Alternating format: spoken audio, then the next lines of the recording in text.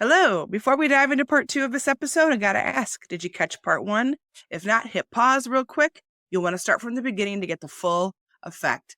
The link to part 1 is right down in the description below. Go ahead, catch up, and we'll be right here waiting for you, ready to dive into part 2 when you're all set. It's worth it, I promise. On your application, you mentioned that you took on misaligned clients and you burned out. And we talked a little about that, those moments of whatever. So how did you restructure yourself?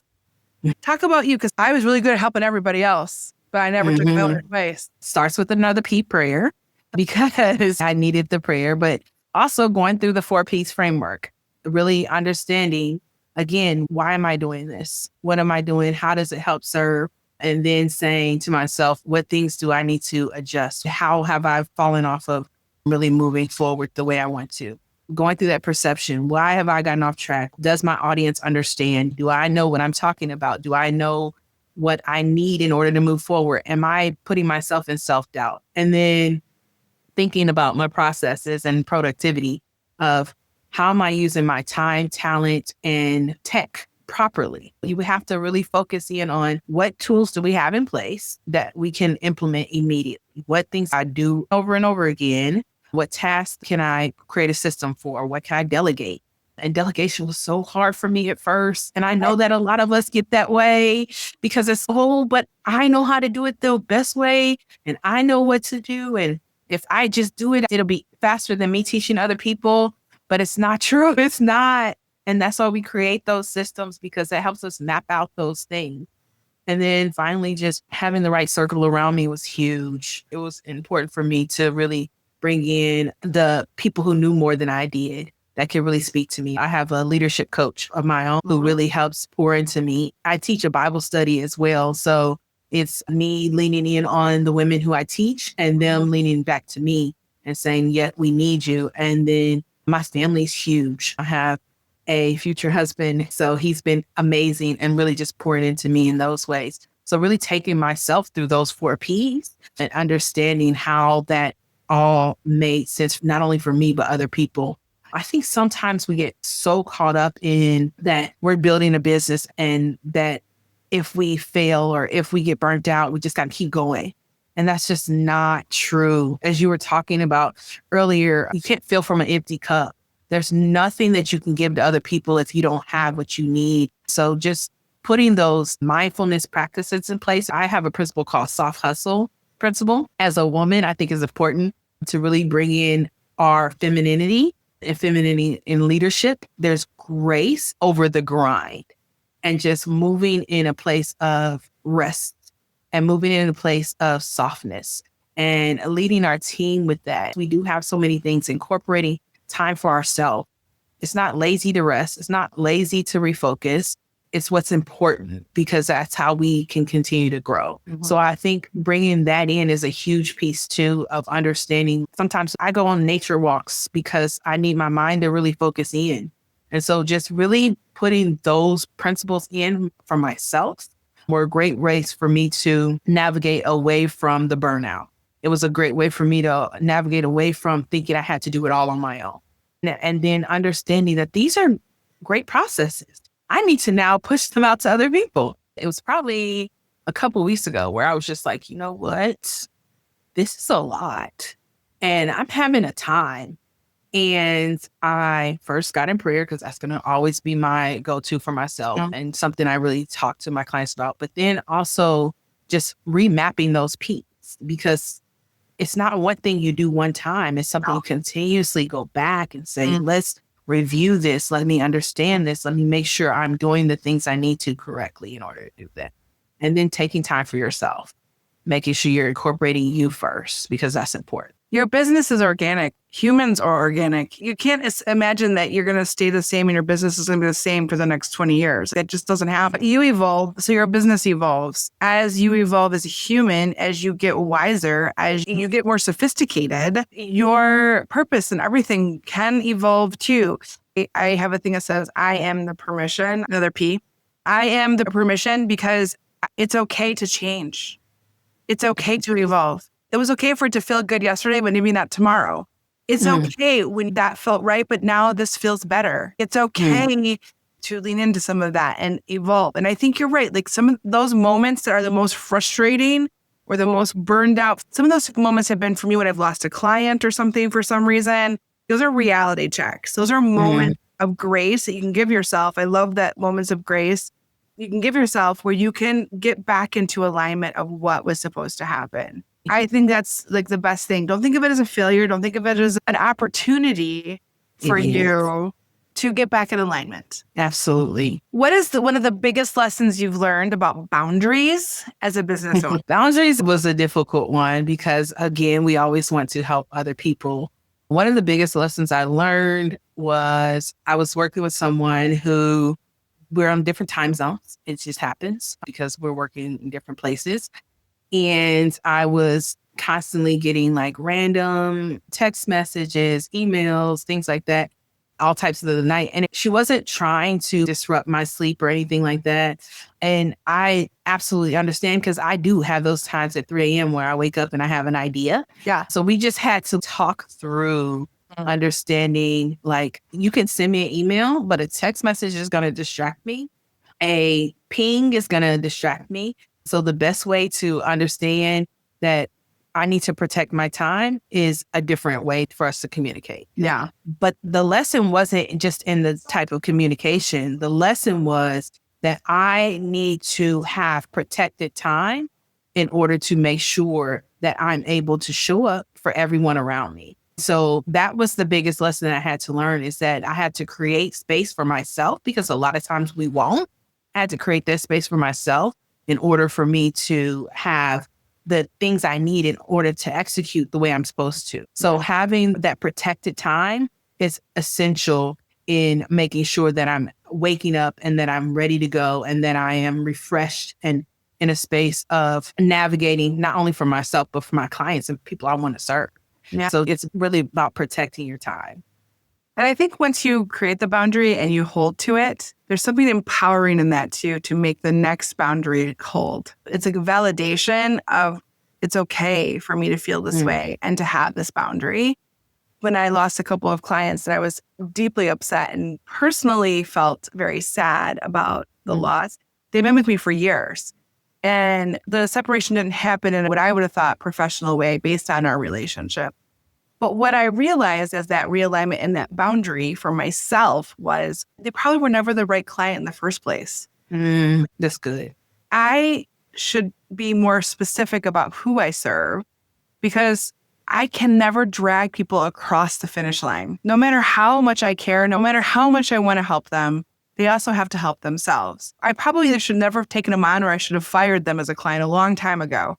But those moments, those boundary shifting moments where it feels a little uneasy and uncomfortable are really powerful, because I think the next time I could see that client coming from a mile away and I was like, absolutely, I am not going down that road. I have been down that road. I'm good. So I feel boundary moments are so critical for our confidence, and they empower us on such a different level. Even though they might be difficult in the moment, a difficult conversation, from that comes a lot of wisdom and power. So speaking of that, our season's big question, it's all about confidence.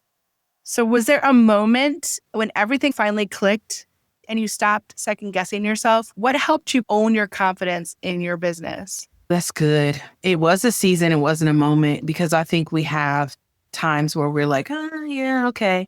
But it was definitely a season. And that season was when I was intentional about really collecting more client feedback and client testimonials and things like that. And I was hearing from people about all the things that I had done. And sometimes when you're not constantly reviewing those things, you forget, because you're just like, your head down, you're wanting to serve, you're wanting to help people. And so it was a moment when I was kind of hearing from people saying, oh my gosh, thank you so much. You really helped me get more balance. You've helped me to be able to grow this business. You helped me to whatever it was. And just hearing that was like, oh, I truly am moving in alignment and I am confident in what I do. And it just started to build me up. So I have an Emerge conference every fall. And I ended up having a conference. It started last fall.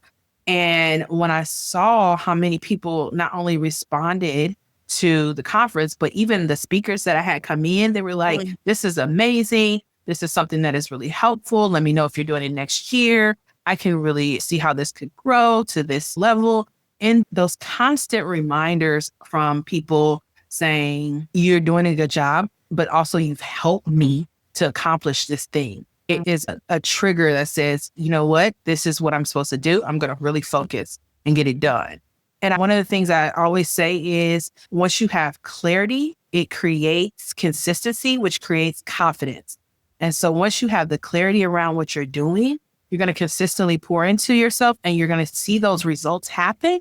And that's going to initiate you to be more confident. And that's what I was doing. I was very clear in my message. I was consistent with my clients and they were telling me, thank you so much for what you helped me with. Thank you so much for your company. You don't know that you've affected more than just my business. You've helped me just in my life. And I think that really spurred something within inside of me that said, yes, I am fully in where I need to be. The exercise of gathering your testimonials, we have them, our clients do this too, because that social proof on a website is super powerful. And so many of my clients are afraid to ask for testimonials. Yeah, I was just talking yesterday, ShaNae, with one of my team members, and I was saying that we've had some lovely testimonials recently, and it just reaffirms for me that we're in our purpose. When we talk to them about the transformation they've experienced and where life was like before us and what's life like after us. But the idea, though, is even if they're negative or you get negative feedback, you can learn and grow from that and get better. Absolutely. The testimonial process is pretty powerful. I have very similar. It's clarity, consistency, and momentum builds confidence. I don't think you can just get confidence. You have to build your confidence. By being consistent and having that momentum, that builds confidence. And you don't just get clarity. You have to seek it. You have to create it. And that's something that you have to do for yourself. It's not something that's just given to you. It's not like you're a soothsayer where the vision just comes of clarity in your magic vial. It doesn't happen. You have to create the scenario intentionally. So let's talk about marketing a little bit. From what I can see, your brand was built on a lot of storytelling, from social to your Grace Over Grind kind of newsletter, which I think is so cool. Yeah. Why do you think that resonates so deeply with your audience? I love storytelling, but talk about how that really helps connect for you. I'm a people person. And I have so much background in sales and just really connecting with people. And one of the things that I've heard in my journey is that I'm very authentic and people really feel like I'm very genuine. And I think that it's important to talk to people and give people what they need. Storytelling is one of those things that give you that it's like a parable. You learn the lesson, but you don't really realize, oh, that's the lesson that I was looking for. You're hearing what's happening, and it helps you to mind map to what you're working on.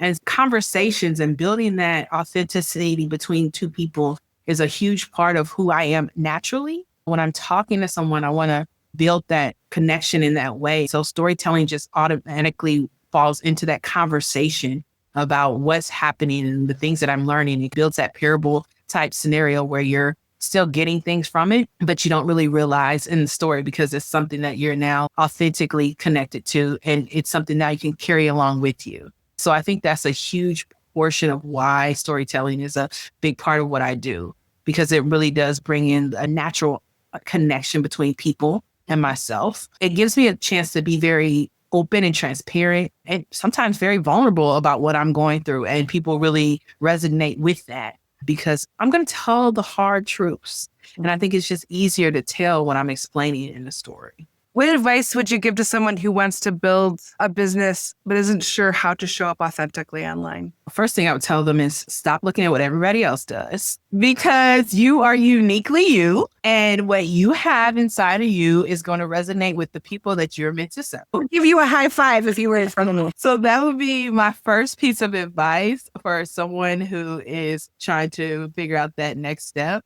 The next thing I would say is go back to what sparks in you. We just talked about, I'm very much a connection person. I'm very much into storytelling. And that's something that I feel like is a part of who I am. So go back to what's something that's authentically you and use that as your sounding board, as your springboard to get started. That's what I would say. Show up in a space that's you, that feels authentically you. Love it.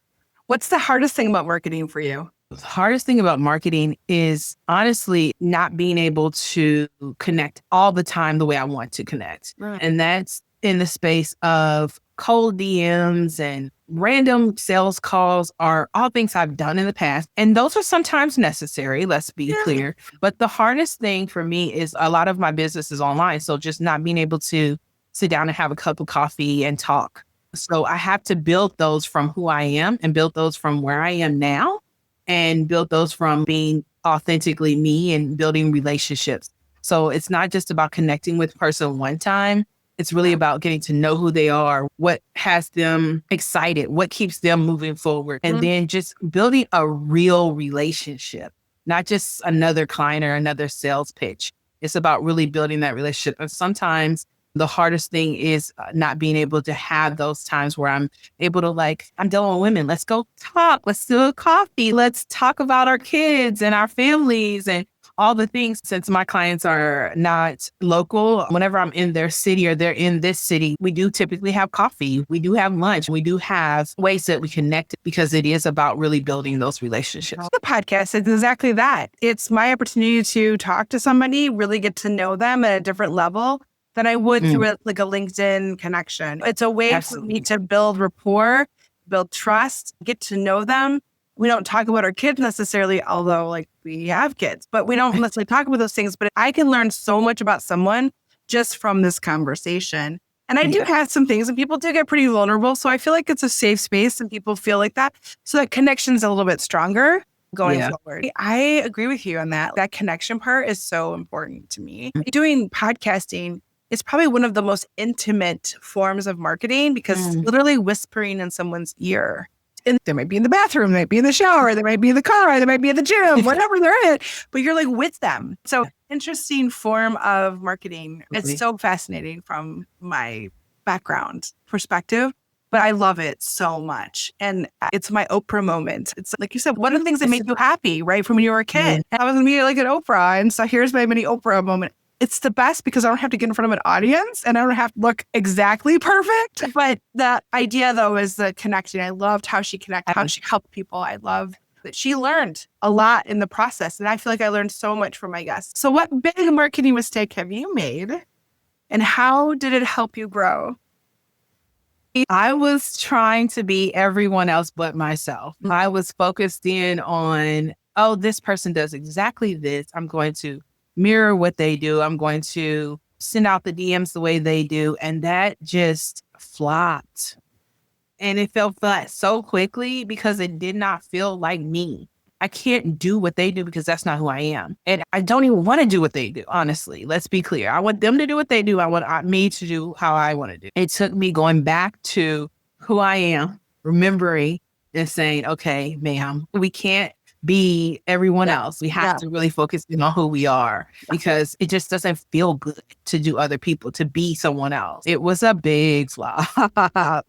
Real quick, you realize it's not working. I think everybody's tried it and it doesn't work. We're going to shake things up a little bit. So you know that I have a magic hat, right? But before we dive in, to our listeners, if you're enjoying this conversation, please hit that follow button so you never miss an episode. It really means a lot to us when you subscribe or you give us a review. It's so important to continue to make the magic we're making on this show. So this is my magic hat. Sparkly. Love the purple. It has all kinds of questions in there. So you can see it's more of a lightning round, which means a little bit more quick of answers. Do you have an unconventional tool or app that has become your secret weapon for systems and processes? Ooh, unconventional, probably not, but the one that I love the most is ClickUp. It houses everything for me. That is one of the things that I love. We use it for everything. So share a fun fact about your business that even your most dedicated clients might not know. So most of the things that we build, most of our offers have a prophetic naming to them. We don't just name things. We actually are very intentional about how they resonate with our clients and we're in prayer about them and we make sure that they are in alignment with what we're doing. One of my business accelerators, Bloom, And it's really focused on growing and developing and flourishing. And that's why we called it Bloom. Nice. I love it. So what's been the hardest part about being an entrepreneur? Staying focused in on one thing, because we are people of many talents, and being able to really focus and dive into that one thing. And I see all these other things happening around me, and I want to change this, move this, figure this out, start this business. So it's really focusing on the one thing and mastering that thing first, and then moving to the next thing. What's a common misconception about your industry that you'd love to debunk? I would consider myself in the industry of operation. I think the one thing that people feel like is that you don't need systems. And that is insane, especially if you're wanting to scale. People think systems are too hard to build because as a solopreneur, they have all these other things that they're trying to do, and that a system will slow them down or it will keep them from getting things done. But realistically, the system is what's going to help you scale. It's going to help you get there. It's going to take you to that next level. If you're feeling stagnant or behind, you probably need a system to delegate, and automation. It's huge right now. Agreed. What is one thing people overcomplicate about systems and processes or operations that's actually really simple? I think people think that they have to have this grand SOP and this grand system like stack and tech stack and things like that. Realistically, the first thing you need to do is just write down the task that you do. Yep, that's it. And once you write down the task that you do, you created a framework for your SOP. I think that people overcomplicate it and make it harder than it is, but really just start with writing down your task that you do and how you do it. We use a program called Loom here at Wickedly Brand. I love Loom. I Loom everything, and the AI in the Loom creates a transcript. And then I take that transcript and I throw it into ChatGPT and say, create an SOP. So literally all I have to do is, as I do my tasks, record them and then say that out loud, whatever I need to do. So I'm not really creating an extra step per se. I have a new process. I was using Loom before, but I'll just recommend Komodo is amazing. It's free. There's not really a cap, and it does similar things. Ooh, Komodo, hot tip. I love it. Free is always the right price. So if your brand had a theme song, what would it be and why? There's a song by Tasha Cobb, and it's talking about the fourth man in the fire and referring to God as the fourth man in the fire. I can't remember the name of the song, but I listen to it all the time, which is crazy. But that would probably be the theme song. And that's because he's always there. He's always helping. He's always guiding this business. What are the 3 most important ingredients, ShaNae, for your recipe for success? My core values is bold faith, purposeful action, and graceful stewardship. You know, so many of you all have 6-10 core values. Stop at 3 core values. You should be able to rip them off anytime you need to. There shouldn't be no thinking. You passed the test, ShaNae. I love it. 3 core values, super easy. That's the way you do it right there. Now I have my magic wand, and my magic wand is going to take us back in time and take us forward in time. So the first thing we're going to do is we're going to go visit young ShaNae, who's just graduating from high school, has all kinds of big dreams and plans. What advice would we tell that young ShaNae that you didn't know then that you wish she'd known? I would probably tell myself to really discover who I am before I worry about what everybody else thinks, because that's going to really creep in and it's going to delay me from getting to where I need to be. I would probably tell myself to take time to develop that and figure that out without distraction, without comparison, and then really do deep dives into any kind of assessments or prayer conversation of just finding out, because you don't know who you are at 18. You know everything, but you think you know everything, ShaNae. You know nothing. You know a little bit, but you know what they taught you in the school. I would say take some time to yourself to really figure out who you are before the world tells you who you are. What would that look like, do you think? Would that be like a trip abroad? What would that look like for you? I went on a mission trip later in life, I'll say that, and something stirred within me that life is not just here in America. There's so much other things going on. And how do I fit into those things? I think taking those types of trips earlier would help. I think doing some deep dives into some of the books that I love now would help. The podcasts that I listen to, some of those things would help me to really understand who I was. And then just really asking myself, where do I see myself in 10 years? Where do I see myself in 30 years? And how am I going to get there? And then really focusing in on that and asking people around me, really understanding how other people perceive me and what are some things that they see about me that I may not see about myself. There's two things that we do here at Wickedly Branded with my team. I have everybody write their eulogy and I ask them to work themselves backwards. How do you need to show up this year, next year to become the person you want to be in your eulogy? What are you missing? Simon Sinek has an exercise and it's on TikTok or someplace that I've watched recently where you ask your friends, like, why are you my friend? Just keep asking these questions to get to the root of why people like you. And his thing was like, I can just be in a room with you and I feel like I get smarter. And so just understanding what your presence does in people's lives. And I think that is so powerful. Go back to your why. What would young ShaNae say to older ShaNae now? What would she think of where you've arrived? Hopefully she would say, thank you for being so dedicated because we retired early and we're sitting on a beach. That's what I hope she would say. I would hope she would say, thank you for stepping back and taking time to do the things that you know, not only what you're called to, but that you enjoy. The people who you care about. Your families, taking time to nurture them and to serve them in a way that has grown into a legacy of kindness, a legacy of servant, a legacy of kingdom building, a legacy of faith. So I hope that she is very proud of me and I hope that she is very proud of herself.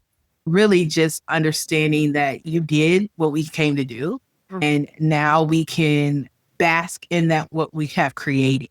And not only for ourselves, not only for our family, but for our community. If I wave my wand and we go to your eulogy, what do you think will be the most significant impact you will have made? You talked about these different legacies you'll have, but what will be the most significant impact? I hope to have thousands of women who have built these amazing businesses and who are bold and who are moving in alignment with what they're called to be and who are creating things that are changing the world. And I hope that resonates not only in the clients that I serve, but in my nieces and nephews, in my bonus son, and all those places. I hope that resonates with them and in future generations. Love it. So good. Okay, so I'm going to wave the wand and we're going to come back to today. For this particular season, for those tuning in today, all those small business owners, those solopreneurs, those women who are doing some amazing things, the men as well, we love you too. If you're listening, those aspiring entrepreneurs, what's one action that they can take to feel more confident in their systems and processes for their business today? First of all, build them if you don't have them, because that's the first thing I would tell you to do.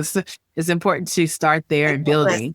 Yes, but the confidence in them is to not only build them out, but then test them. Test if it's something that you feel like, for instance, you're building your sales process, you're building your pipeline. How are you speaking to your people? Do market research if you must. Just really test those products, those processes out on people who are around you, who have past clients. Ask past clients, is this something that I should put in place? How would you feel about if I change this? Going back to those client testimonials and feedback is huge. We have checkpoints, not only at the end of working with our clients, but literally after certain points throughout working with our clients to make sure that we are getting that feedback and saying, hey, does this work? And then just reevaluate from there. If today's episode has sparked something in you, we would love you to take a minute to leave a review. Your words help more business owners find this podcast and ignite their own marketing magic and their entrepreneurial spark. We really appreciate it. So before we go, ShaNae, where can people learn more about you and your business and your newsletter? Absolutely. So I'm at The Real ShaNae on every platform. I'm on LinkedIn, Facebook, Instagram, TikTok. My website is tspprocess.com. That's tspprocess.com. And then I do have a search assessment that I created to give clarity in faith and business. That is a resource I would love to offer. It is a way to really get clarity around what you do in 6 categories of surrender, execution, accountability, resolve, creativity, and your heart posture. It is an amazing assessment. It takes about 10 minutes and it does give you an action plan afterward. So that is something that's available on my website, theTSP.com. /search-assessment. That's another tool that I would love to offer to everyone. ShaNae, Yes. I've had so much fun. Thank you so much for sharing with us today, sharing your magic. I know our listeners are going to feel more inspired and ready to take action. And I'm so grateful for your time and for all of the systems and processes you are creating in the world, because those are the amazing things that I love so much. Thank you for being here today. Thank you for having me, Beverly. I really appreciate it. I hope that today's episode lit a fire in you and gave you some new ideas that feels true to you. So keep showing up, keep sharing your brilliance, and keep making magic in the world. And hey, if you ever feel stuck, know that you don't have to do this alone. We're here to help you turn that spark into a wildfire. Until next time, keep sparking and igniting. Thank you so much for tuning into the Spark and Ignite Your Marketing podcast. I hope you found today's conversation or activation to be something clear and actionable that you can take back to your very own business. If you found this helpful, I'd love it if you take a moment to share your thoughts in a review. Not only does this help us see what's working and what you'd like to hear more of, but it also helps other business owners just like you find the sparks that they need. And if you know someone who could use today's tips, why not share this episode with them? A little inspiration can go a long way, and together we can help more people simplify their marketing and make their business shine.